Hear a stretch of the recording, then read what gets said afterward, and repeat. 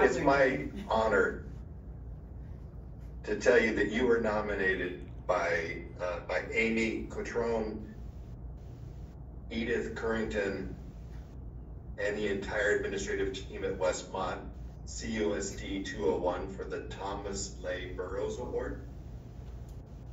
Okay, what are you guys doing? Those applications were all reviewed by members of the State Board of Education. And you have been our selected winner for this year.